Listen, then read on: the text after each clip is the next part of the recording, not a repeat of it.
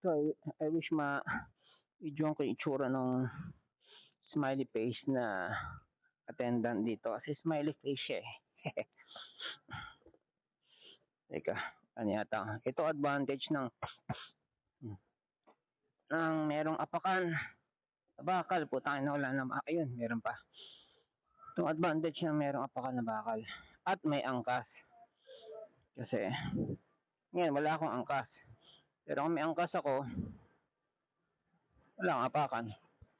Kasi may bit-bit ako na box. Hindi bit-bit sakay-sakay na box.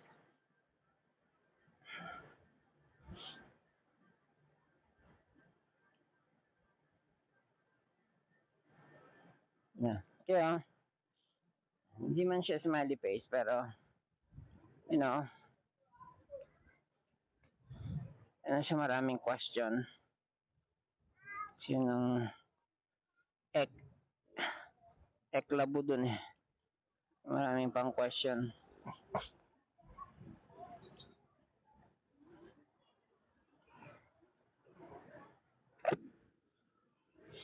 Sarap po, 77 pa.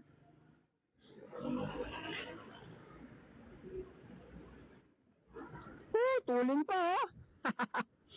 Saya.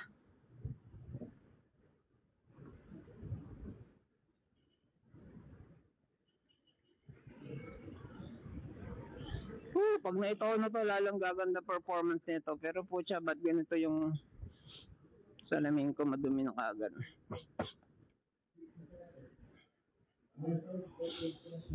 Never drink some water, makes you order French champagne. Ano ba French champagne? Makes you live this crazy life for to take you away your pain. Like a bullet to your brain. Come on now, on side in. Tuloy na, no? Side out, living the vida loca. Buhin natin. Nope.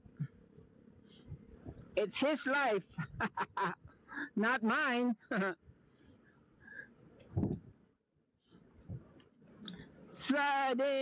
Nung ano pa ako, mga nasa 20s pa lang ako.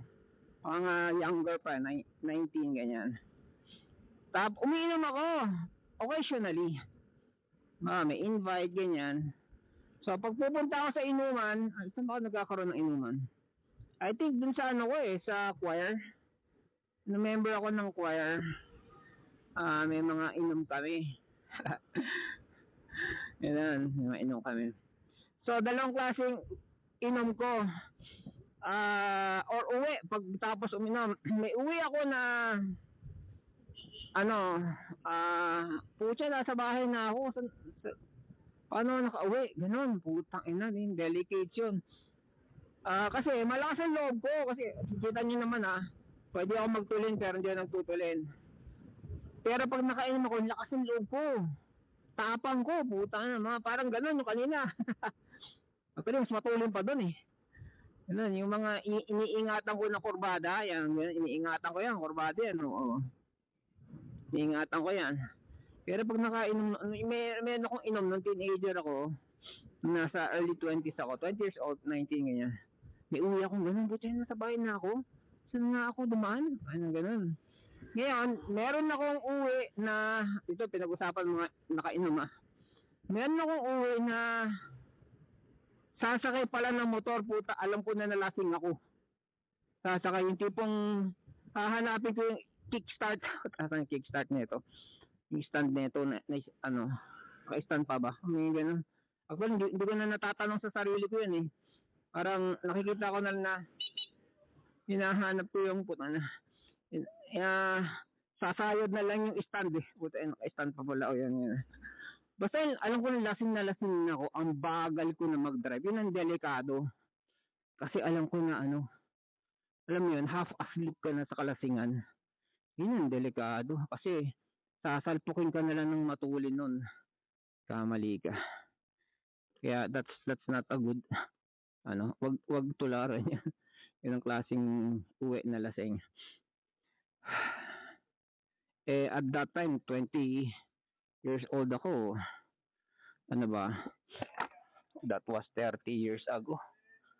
So ano ngayon, 2020, 2019, ano, 1990, o 90s pa. Hindi pa ganun ka, anong mga sasakyan, kadami. So, swerte-swerte pa ako. Anyways, yun ang mga uwing lasing ko. Ngayon, hindi na ako masyadong umiinom. Especially ngayon, ang taas ng penalty pag nahuli kang, nakainom na nagdadrive. Kano? 500,000? Hindi 500 piso, 500,000 pag na-involve ka sa accident. Especially, tataasan pa daw ng up to 1 million. O, di ba? Kulong ka na. Nakakukuha ng 1 million. Kahit may 1 million ka, putya.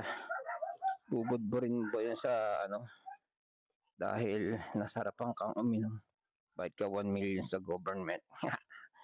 Wow, no way. Yan lang. Yan na, nag-gym ako ngayon. Nagagawa ko sa buhay ko. Ang dami ko nagawa ngayon. Salamat, 77 volts po.